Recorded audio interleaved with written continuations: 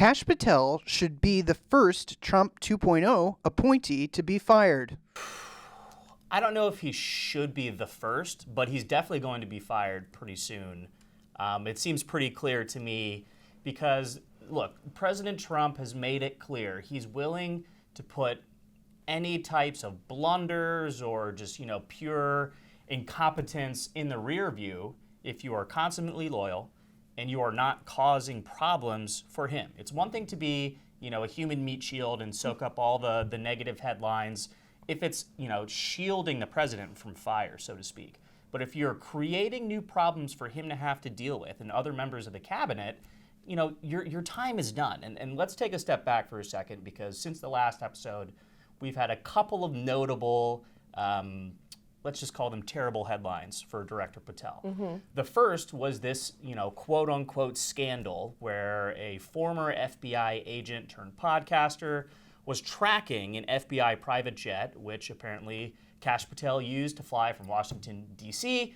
to State College, Pennsylvania, home of the world-famous Nittany Lions. My wife is an alum, so I got to shout them out. But he took the jet to go watch his girlfriend sing the national anthem before a wrestling match. Not a great look. Not a great look. use of taxpayer dollars.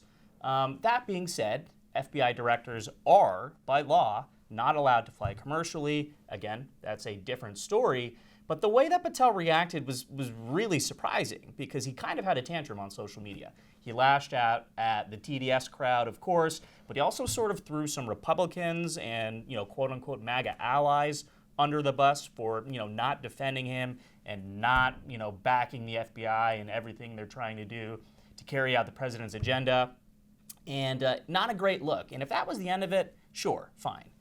That being said, Friday morning, Halloween, he tweets out, the FBI has done great work. We've foiled a terror plot in Michigan, blah, blah, blah, blah, blah. Okay, that sounds good, right? Except just a few hours later, the FBI came out and was like, actually, there was no threat to public safety. And the attorneys for these, teenagers, because I think they're like 16 to 20 years old, all these guys who got rounded up, they're basically saying, like, we have the receipts. We're talking about video games. What is this? So again, just egg on the president's face because of Kash Patel. And let's not forget, this is after all of the Epstein stuff. Mm-hmm. This is after he sort of bungled the rollout of information in the immediate aftermath of the terrible Charlie Kirk assassination. Mm-hmm. So I just think the writing is on the wall for Kash Patel, and he's going to be gone sooner than later.